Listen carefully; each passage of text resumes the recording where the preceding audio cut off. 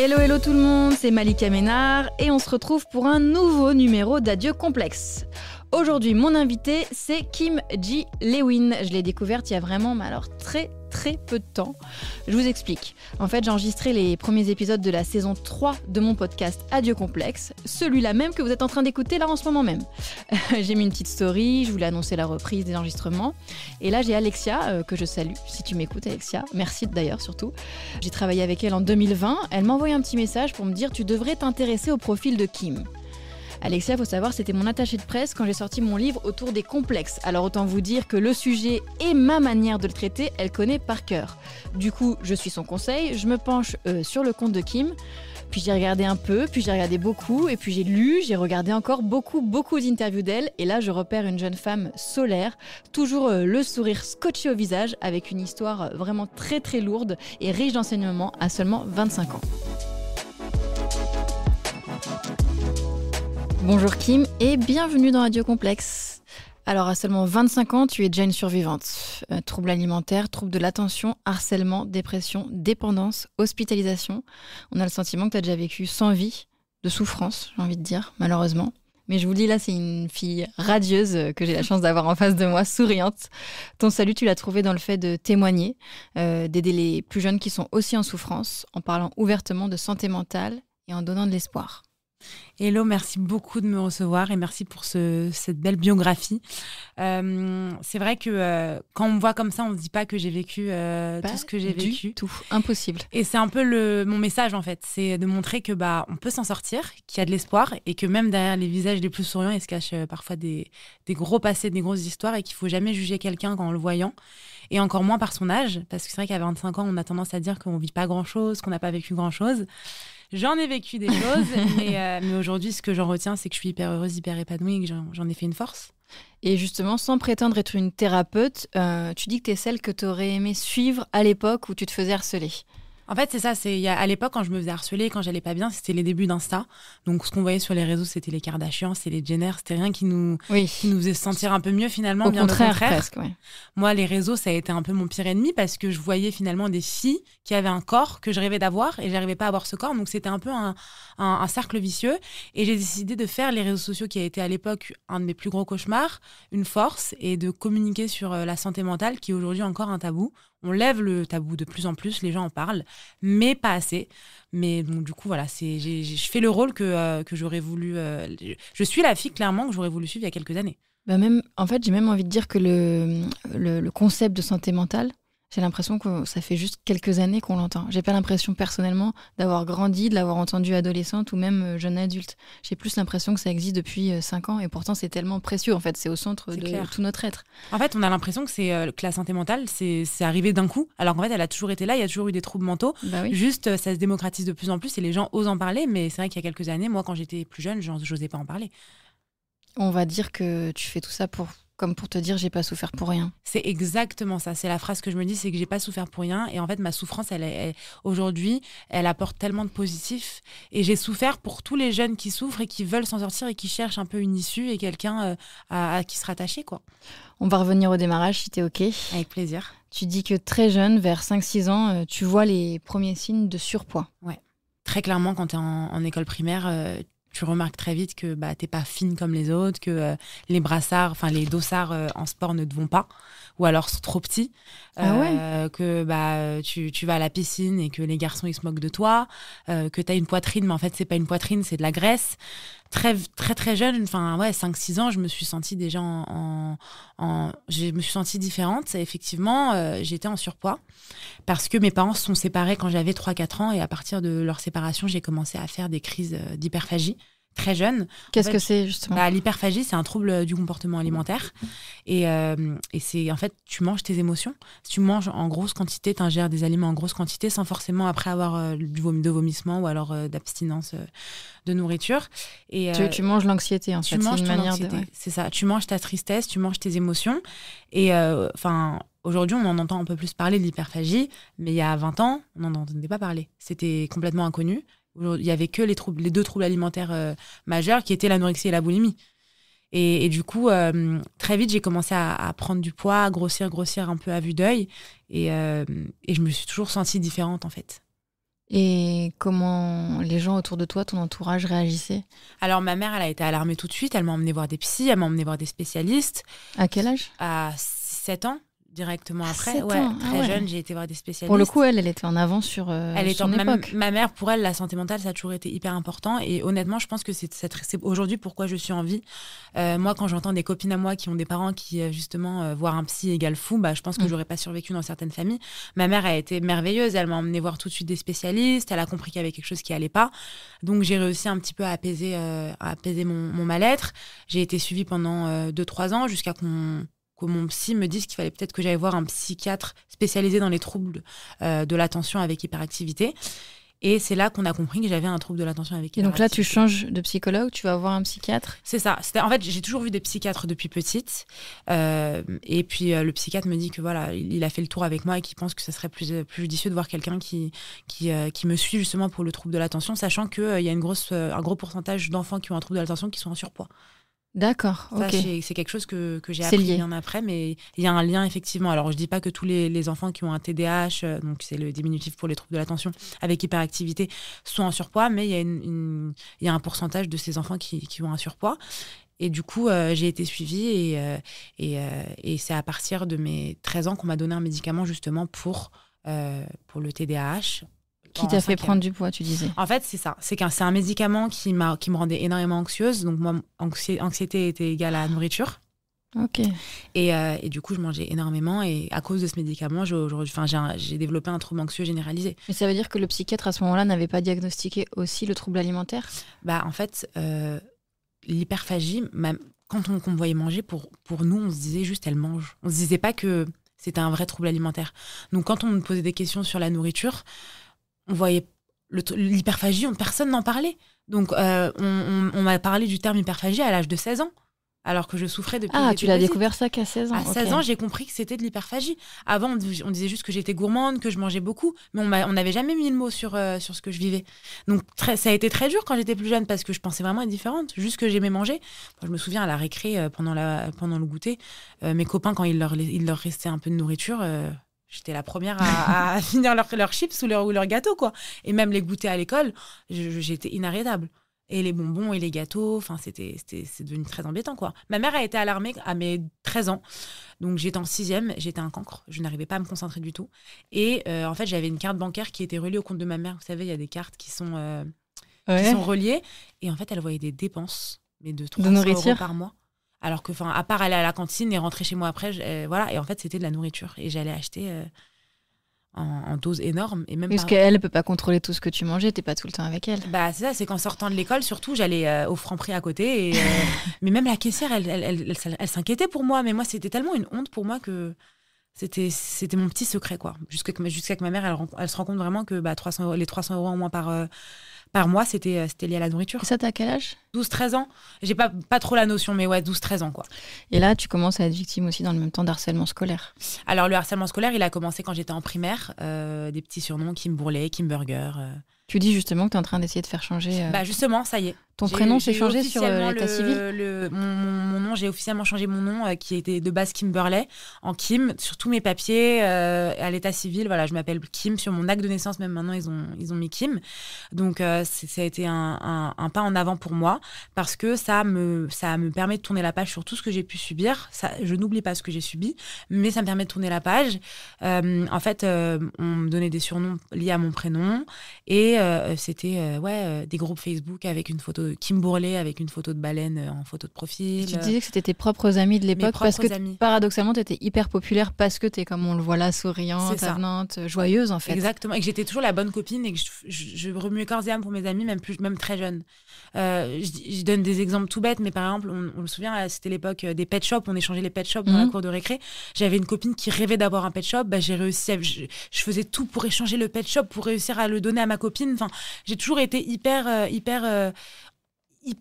fond dans mes amitiés. Et t'avais envie d'être aimée aussi, non? En fait, j'avais cette envie d'être aimée et cette peur d'être mal aimée, en fait. J'avais peur de pas être aimée. Donc tu donnais tout. Je donnais tout. T'étais entourée. J'étais entourée. Mais c'est les mêmes qui, après, quand ils rentraient à la maison, c'était le début de Facebook, créaient des groupes pour se moquer de toi anonymement, en fait. Anonymement, et après, j'ai découvert peu de temps après qui c'était. Mais ouais, c'était anonymement, et moi, c'était très dur parce que je me demandais qui ça pouvait être. Et du coup, je me méfiais de tout le monde à l'école.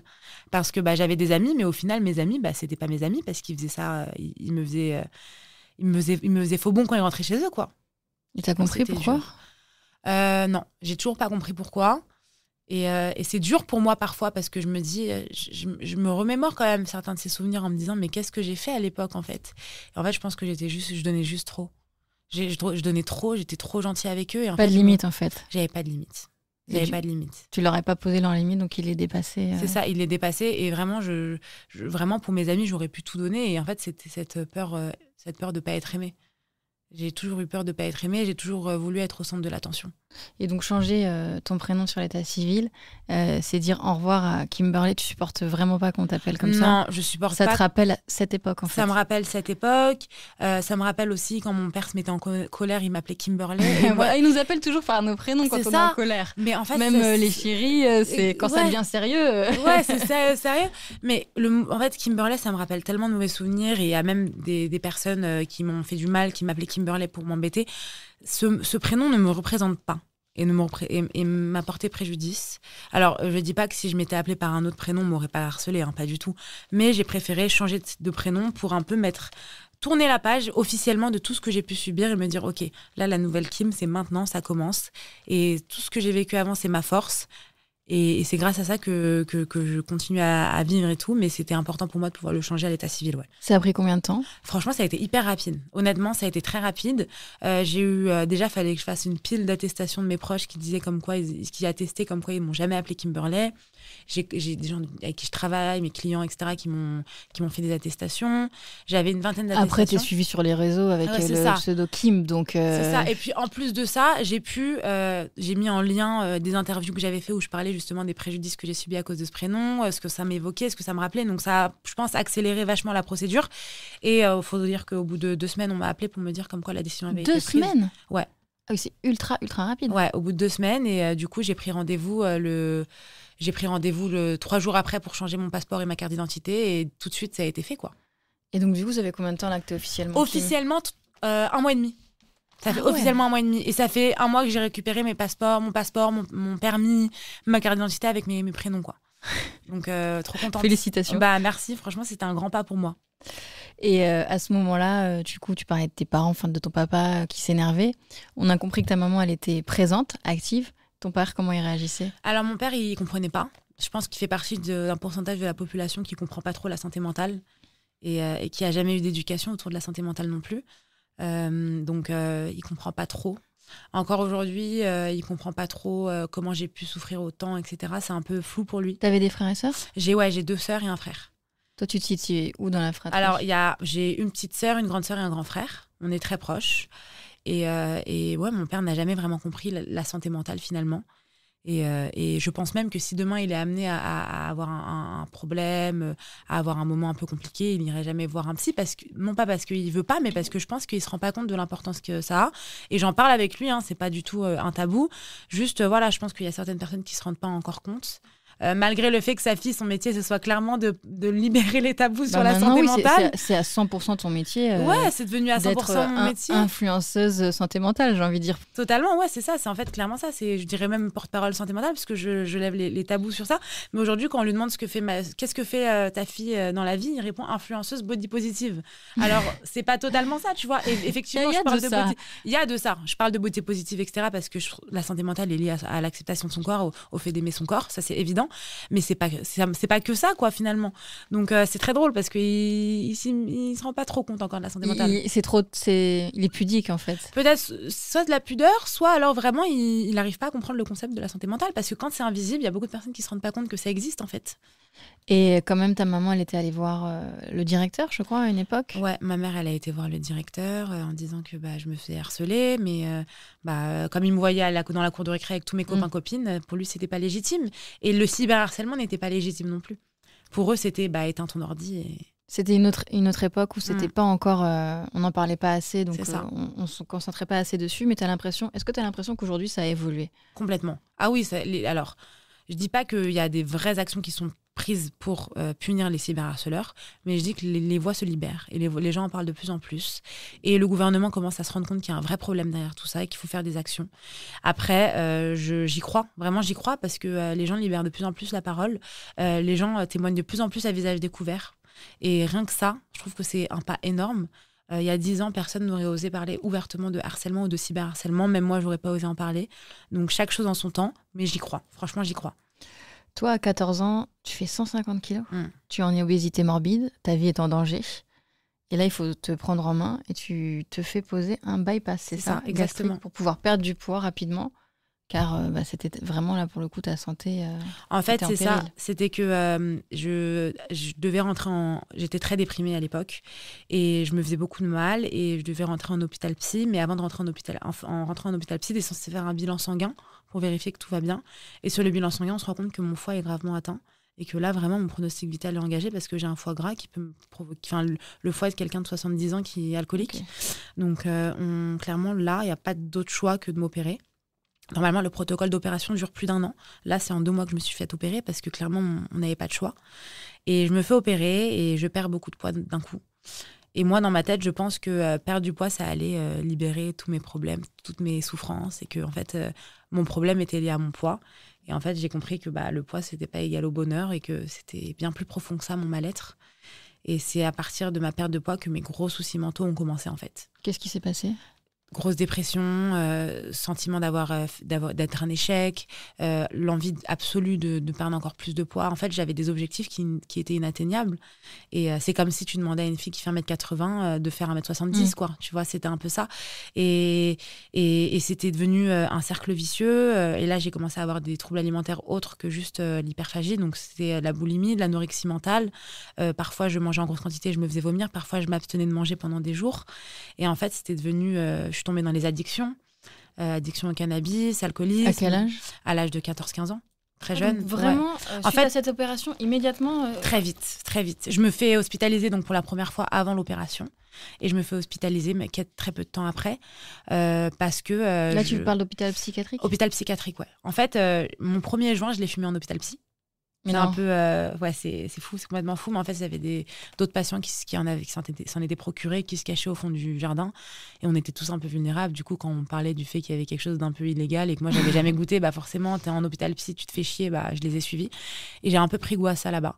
Et en sortant, j'ai commencé à toucher un peu à tout ce qui était... cigarette, je fumais déjà depuis très jeune, mais tout ce qui est joint, shit, cannabis... Et comment tu t'en procurais ? Je trouvais des moyens, j'avais des contacts, des amis d'amis, des amis qui me... Je prenais de l'argent de mes parents en cachette, voilà quoi, c'était Et l'alcool dans le même temps ? Ouais, j'achetais un flash de vodka par jour quand même. Hein. Seule, c'est chaud, tu vois. Et tu buvais toute seule ? Toute seule. Mais à quel moment de la journée ? Le soir. Je cachais sous mon oreiller ou je trouvais des moyens de le cacher dans ma chambre. Les joints, j'avais un balcon, donc j'arrivais à aller le soir. Ou alors, quand je promenais le chien, je faisais croire que je promenais juste le chien.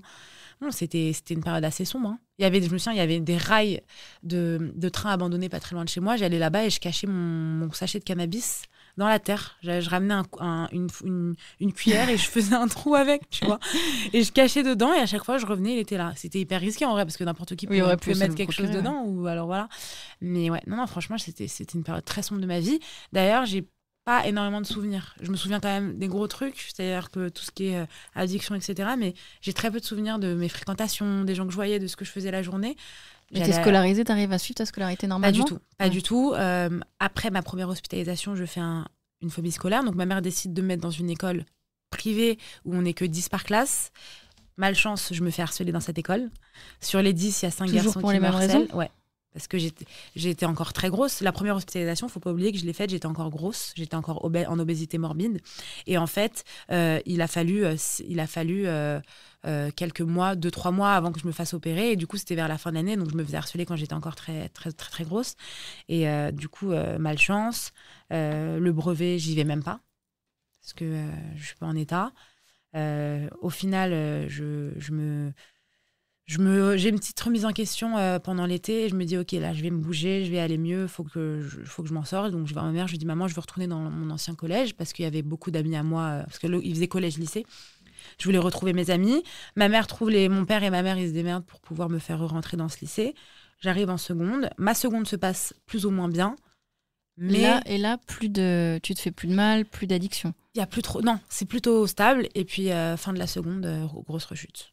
Et que tu saurais l'expliquer ? Je saurais pas l'expliquer parce qu'en fait, même ma seconde, j'ai très peu de souvenirs en fait. C'est comme si je l'avais pas vécu. Et à partir de la c'était vraiment le premier mois de première, grosse rechute. Et cannabis, et alcoolisme, et scarification. Scarification ? Ouais, scarification et tout ce qui va avec. Et en fait, j'ai pas vraiment d'explication. C'est quoi tout ce qui va avec ? Tout ce qui va avec, c'est des idées noires, des envies suicidaires, c'est l'envie de mourir en permanence, c'est de l'auto-sabotage complet, quoi. C'est vraiment de l'auto-sabotage. Moi, mes amis étaient en train de commencer à choisir. J'étais en première ES, je rentrais en première ES, j'avais eu mon année. Je commençais quand même à commencer un peu ma vie. Mais tu arrives quand même à sauter des classes, à passer à la classe j'ai suivante. réussi à passer à la classe suivante. Après, ils étaient au courant que j'avais un passif assez compliqué, que j'avais été hospitalisée, que j'allais pas très bien mentalement. Donc, je pense qu'ils ont aussi levé le pied dessus en disant, bon, on va lui donner sa chance. Oui, mais si t'as pas les connaissances, t'as pas les connaissances. Ça veut dire qu'il y avait quand même une base. J'ai toujours été une élève, quand même, une bonne élève. C'est-à-dire que j'ai toujours aimé l'école. J'ai jamais été scolaire, mais j'ai aimé l'école. Et j'avais pas besoin de réviser énormément pour avoir des bonnes notes. Et ça a toujours été quelque chose depuis toute petite. Et en fait, ce qui s'est passé, c'est que, en rentrant en première, rechute complète, quoi. Et là, à partir de la première, c'est vraiment là où je me suis fait hospitaliser non-stop pendant 3 ans. Et j'ai pas passé le bac. C'était in and out, quoi. C'était 2 mois. Après, t'es jamais retournée à l'école, en fait ? Après, je suis jamais retournée. Je suis retournée à l'école pendant 3 mois. Et puis, pareil, rechute. Et t'as quel âge alors quand tu sors de la dernière hospitalisation ? Ma dernière hospitalisation, j'ai 18 ans. En fait, je me suis fait hospitaliser de mes 15 ans. En vrai, bout à bout, si on fait une globalité de mes 14 ans à mes 17 ans. Et à mes 18 ans, en fait, c'était plus ma mère qui prenait la décision d'hospitaliser ni le psy. C'était moi qui devais accepter et signer un papier comme quoi, parce que j'étais pas sous la tutelle de mes parents, même si j'allais mal. Et c'est à mes 18 ans où toutes mes copines, parce que j'ai quand même dans ce lot de méchanceté, j'avais quand même mes copines fidèles qui étaient là depuis toujours et qui m'ont jamais fait de mal et qui au contraire me défendaient, qui, elles, étaient en train de choisir leur voie pour plus tard, pour leur vraie vie, en fait. Et quand je voyais leur vie d'adulte. Leur vie d'adulte, moi, j'avançais pas. Et non, il y en a une qui me dit, alors, moi, je veux être médecin, moi, je veux être avocate, moi, je veux faire ci, moi, je veux faire ça. Et là, je me dis, ah, merde. En fait, moi je veux faire quoi ? Il n'y a rien. Moi, c'est plat. Même si je voulais faire quelque chose, je n'ai rien. Donc, je vais voir ma mère et je lui dis, maman, écoute, là, je précise que juste avant, il y avait une grosse tentative de suicide où j'étais en réanimation, coma, etc. Et c'est après cette tentative. Tu as fait plusieurs tentatives de suicide ? suicide ? J'en ai fait plusieurs, mais celle-là, c'était la plus grosse, vraiment. C'était la dernière que j'ai faite. Tu penses que tu voulais vraiment finir ? Franchement, ouais. Celle-là, c'était... Ma mère, on en a reparlé avec ma mère il n'y a pas longtemps. Et en fait, ma mère, ce qui l'a beaucoup choquée, c'est que la première chose que je lui ai dit quand j'ai ouvert les yeux, c'est « mince, je suis encore là ». Ah, c'est horrible pour une maman. C'est très dur. Et quand elle m'en parle, elle en parle avec les larmes aux yeux parce que c'était très dur pour elle d'entendre ça. Et vraiment, je sais que peut-être que les autres fois, c'était des appels à l'aide ou quoi, mais je sais que cette fois-là, c'était véritable et que c'est un miracle que je sois encore en vie. Les médecins m'ont dit vraiment, c'est miraculeux avec tout ce que vous avez ingéré, c'était miraculeux. Tu prenais des médicaments ? Ouais, j'ai pris une grosse dose de médicaments. Franchement, c'était assez fou que je m'en sorte.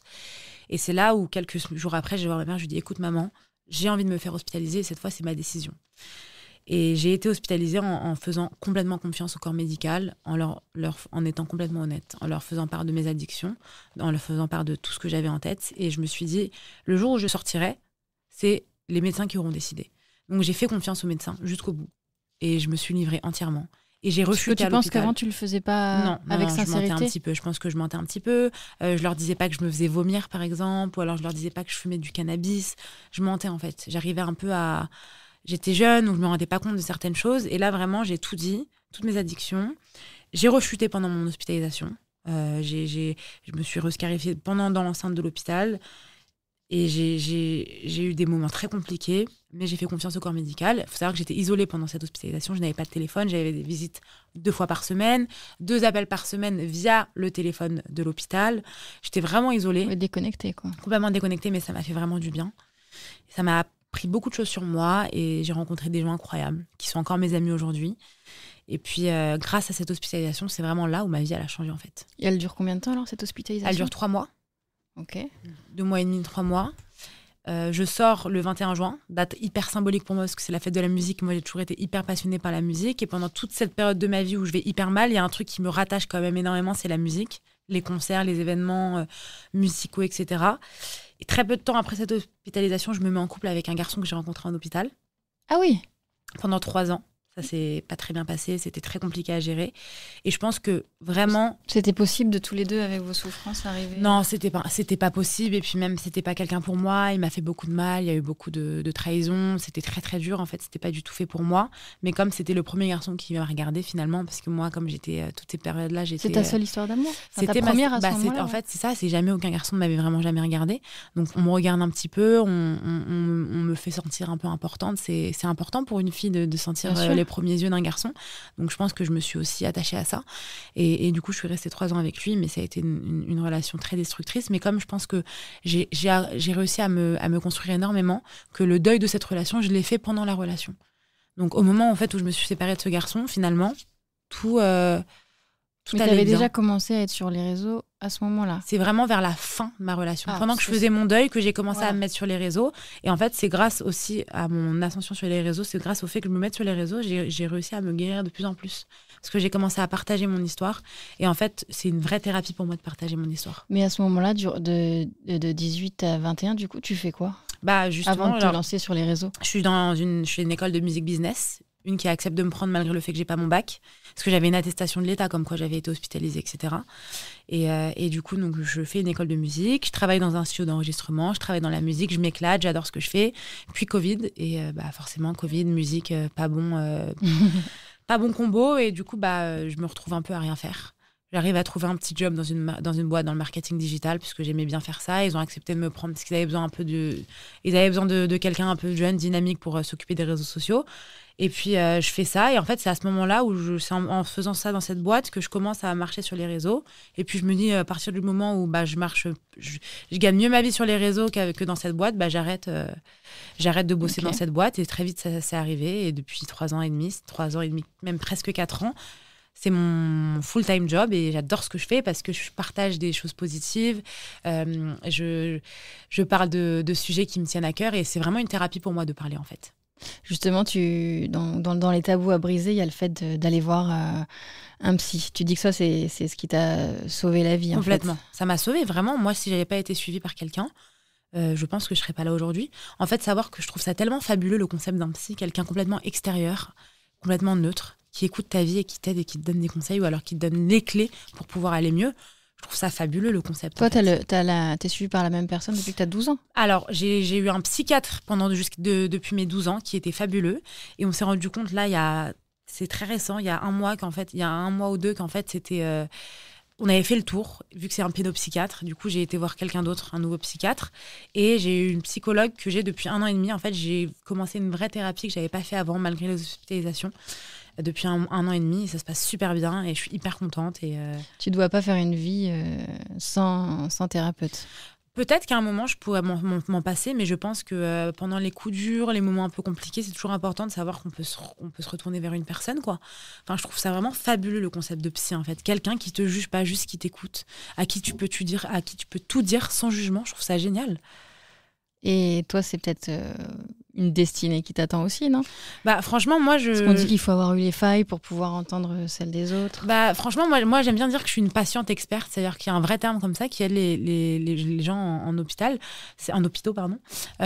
C'est en fait une patiente qui, grâce à son vécu, aide d'autres personnes. Alors, c'est un peu plus le terme.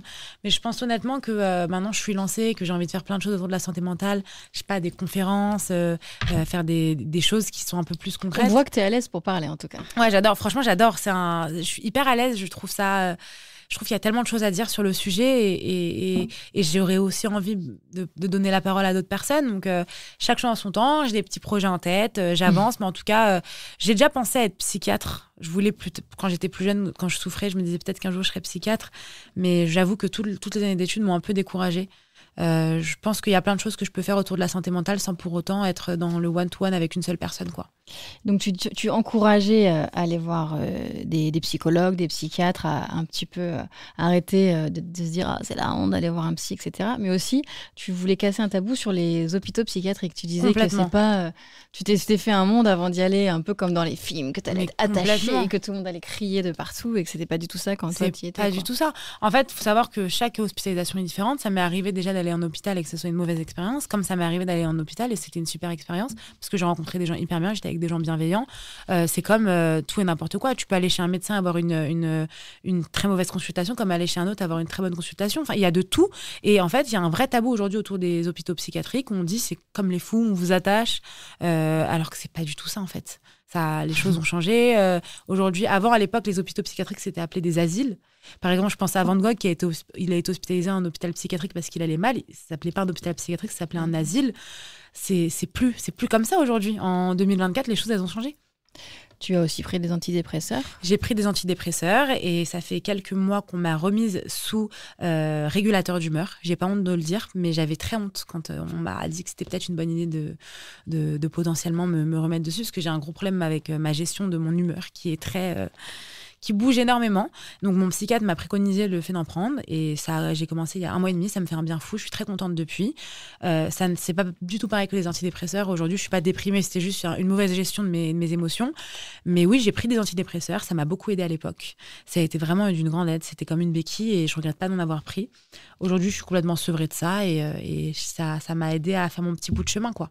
C'est un tabou aussi que tu voulais casser, quoi. Sur tout ce qui n'est pas la honte. Complètement, parce que... Toutes les béquilles qui peuvent nous soulager. Oui, toutes les béquilles qui peuvent nous soulager. En fait, je trouve ça pas normal qu'avoir un plâtre ou se faire opérer, c'est pas la honte. Par contre, quand on a des choses qui sont pas physiquement, qu'on voit pas physiquement, c'est la honte. Je trouve ça pas normal. En tout cas, j'espère que le discours que j'ai aujourd'hui, ce sera plus du tout le discours qu'on a plus tard et que ce sera un non-sujet et que ce sera une évidence, en fait. Je t'ai entendu dire aussi qu'il fallait t'intéresser aux harceleurs. Ah oui, parce que les harceleurs, ils ont, je pense, aussi une souffrance. Alors, je n'excuse pas ce qu'ils font, absolument pas. Mais je pense que déjà, les harceleurs, tout vient dans l'éducation. Et que si jamais les mères ou les parents ou les pères éduquaient mieux leur fils ou leur fille, peut-être qu'ils ne seraient pas harceleurs, tout simplement. Et je pense que oui, effectivement, il y a un vrai sujet autour des harceleurs. Je pense que, alors, ça n'excuse en rien le harcèlement et ça n'excusera jamais en rien le harcèlement. Mais le harceleur, s'il harcèle, c'est pas qu'il est très bien dans sa vie. Et c'est pour ça que quand moi j'ai des abonnés qui m'envoient des messages en me disant X ou Y me fait subir ça, je lui dis rassure-toi, il te fait subir ça parce que lui n'est pas bien dans sa vie. Et ça aide, ça apaise de se dire qu'en fait c'est pas parce qu'il est juste trop bien et qu'il te trouve nul, non, c'est qu'il y a des séquelles derrière. Il y a plein de choses autour du harceleur. On a parlé de dépression, je me dis là s'il y a quelqu'un qui nous écoute et qui se demande s'il est en dépression, pour toi la dépression c'est quoi ? Comment tu savais que tu étais en dépression ? Moi, j'ai su que j'étais en dépression parce que j'ai été voir un médecin. Et je pense que c'est important, la notion de ne pas s'auto-diagnostiquer. Parce que si jamais je m'étais auto-diagnostiquée grâce à Internet, je me serais trouvée tellement de maladies. Et que c'est important de consulter et d'en parler au moins à quelqu'un de son entourage si on doute. Déjà, si on a des doutes sur le fait d'être en dépression ou pas, faut pas oublier que la dépression, c'est un dérèglement psychique dans la tête et que c'est une vraie maladie, que c'est pas juste se sentir tel quel. Tu peux te sentir déprimé à certains moments de ta vie parce que tu as vécu un moment compliqué ou parce que le temps fait que ça va un peu moins bien en ce moment. Mais la dépression, c'est une vraie maladie, donc la meilleure personne qui peut te diagnostiquer, c'est un médecin. Donc si jamais tu as un doute, n'hésite pas à consulter ou à même en parler à quelqu'un de ton entourage qui pourra t'aider à consulter. Mais pour toi, ça ressemblait à quoi ? À tout voir en noir ? Tout était noir autour de moi, j'avais plus envie de rien, je m'auto-sabotais énormément. Oui, tout ce que j'aimais en fait ne me stimulait plus. Et surtout, c'était vraiment, en fait, je me sentais vide, tout était noir, vraiment, que de la noirceur autour de moi. Rien ne me stimulait. Est-ce que tu aurais un conseil pour les jeunes qui nous écouteraient, qui seraient en train de souffrir actuellement de harcèlement ? Ou un conseil même pour les parents aussi ? Alors moi, le meilleur conseil que j'ai à donner, c'est de la patience et ne pas être dans le jugement. Si jamais on n'avait pas été dans le jugement quand j'étais plus jeune, peut-être que ça aurait réglé plein de choses. Apprendre à écouter les autres, apprendre à écouter ce qu'ils ont à dire et surtout vous dire que tout ce qui est harcèlement, tout ce qui est dépression, c'est pas une fatalité. On peut s'en sortir. Si moi, je m'en suis sortie, il n'y a pas de raison que vous en sortez pas. Donc, c'est important d'en parler, libérer la parole. Et c'est important, si jamais vous êtes parent, d'aller voir quelqu'un de l'établissement scolaire ou alors d'aller voir même le parent d'un ou d'une harceleur. C'est important de pas se taire, en fait. Parce que je sais qu'on a tendance à penser qu'il faut se taire et que les choses se remettront en place toutes seules. Mais non, il faut pas penser comme ça. Il faut vraiment se dire il faut pas se taire. Est-ce qu'il y a un livre, un film, une série, une activité qui te faisait du bien par-dessus tout à ce moment-là et que tu pourrais nous encourager à faire ? Franchement, moi, ce qui me stimulait énormément, ça va être fou dit comme ça, mais c'était Justin Bieber, vraiment. Non, mais pour de vrai. En plus, à l'époque, il était hyper actif, il faisait des concerts tous les 2 ans, tous les ans, donc ça me stimulait énormément. Moi, la musique, ça m'a vraiment aidée. En fait, je regardais toutes ces interviews, je me rattachais énormément à lui. Et en fait, ces textes, ça me faisait du bien. Moi, la musique, je sais que ça m'a sauvée. Et je sais que quand j'étais hospitalisée, je faisais beaucoup d'art-thérapie. Et ça m'a beaucoup aidée. De peindre, d'exprimer un peu ce que j'avais dans ma tête et d'écrire. À moi, l'écriture, ça m'a beaucoup aidé aussi. Donc franchement, il y a plein d'activités. Justin Bieber, l'écriture et l'art-thérapie. Ah oui, c'est fou parce qu'il y a rien à voir entre les trois, mais vraiment, c'est 3 trucs qui m'ont vraiment aidé. Merci Kim, en tout cas. Merci beaucoup à toi. Pour ce moment passé avec toi. On peut te retrouver sur Insta, sur ton compte, Kim G. Lewin. Voilà, pour approfondir le sujet de la santé mentale. Et puis, je vous encourage tous à prendre soin de vous, à vous écouter et pas trop écouter ce que la société nous dicte. Exactement, prenez soin de vous.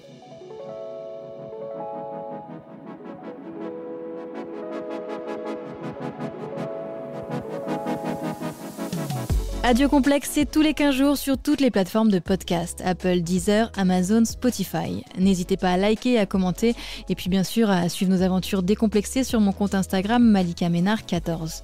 Vous savez à quel point notre lien, nos échanges sont importants pour moi.